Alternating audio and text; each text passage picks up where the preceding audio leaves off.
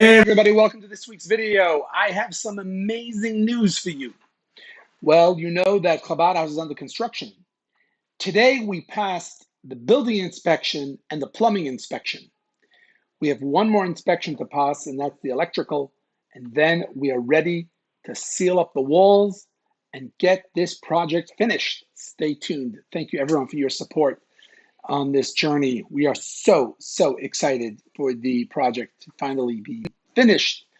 And welcome everybody back into the beautiful space that we are building. So thank you. This week's parsha is Shemot, which means names, because it begins with the delineating the names of the people that came down to Egypt.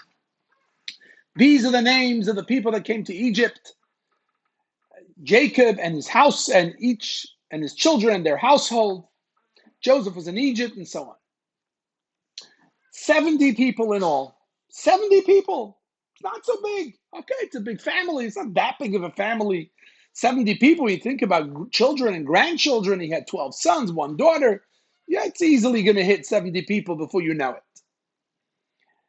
Pharaoh, opens up. Pharaoh calls his advisors. Says, we got to get smart. This nation is going to take over. Wait a second. Nation? Nation? How did they become a nation? What does it mean they're a nation? They're not a nation. They're living in Egypt. Granted, there's a lot of them that multiplied and so on. They weren't a nation. Pharaoh, the first anti-Semite.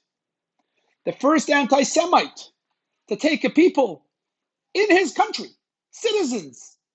Joseph, the one who saved Egypt from financial ruin. Forget about that. Say, yeah, you're not really Egyptian.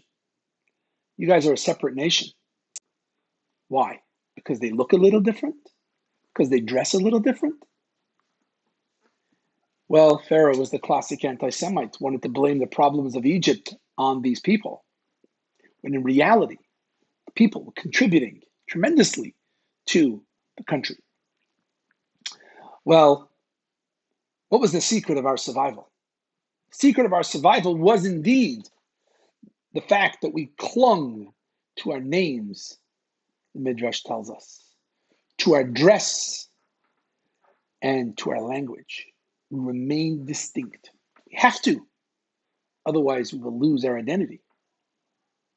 But what is that identity? What does it mean when we say we are Jewish?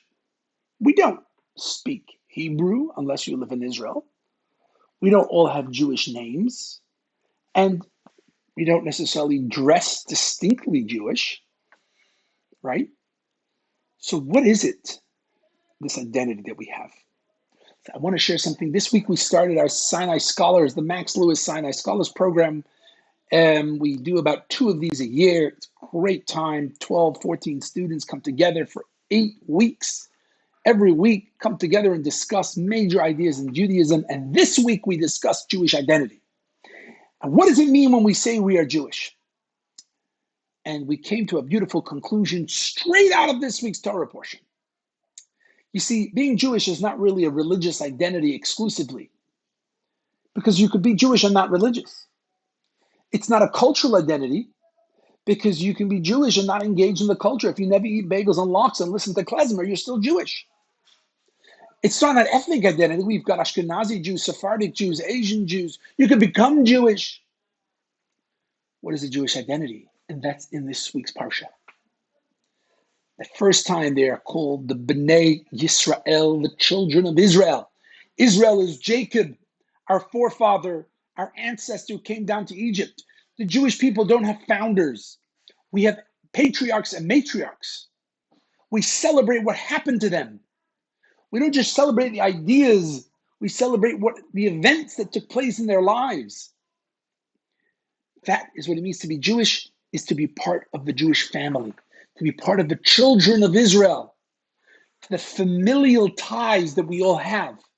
That's why, as one student put it was the most beautiful thing to listen to. She said that something about being Jewish, that when she meets another Jew, she feels that connection. You know how Jews like to play Jewish geography? We meet another one. We say, "Oh, do you know Jacob from here and Moshe from there and so on?" Because it's like family. We're trying to connect the dots because that's really how the Torah describes us as the children of Israel. And just like family, people could join our family. There's a process, there's a way to join the family. We have the traditions of the family, the Torah, the mitzvot, the purpose, the mission. And that's what it means to be Jewish. That's the identity that we hang on to. So we shouldn't just get assimilated and forget those connections, the bond that we have for one another. Critical, vital to hang on to that, to be proud of it. This is who we are. And on this Shabbos, as we think about the hostages, many of them, most of them, being Jewish and taken primarily because they're Jewish, let's give pause. We all know, many of us know, this is not a great deal. It is not. And most of us are torn about it. Some are celebrating, some are really against it because we know that we're releasing mass murderers back into society.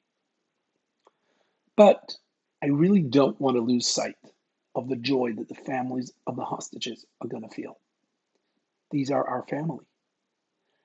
And we pray that they get reintegrated to their families, to our family, to society.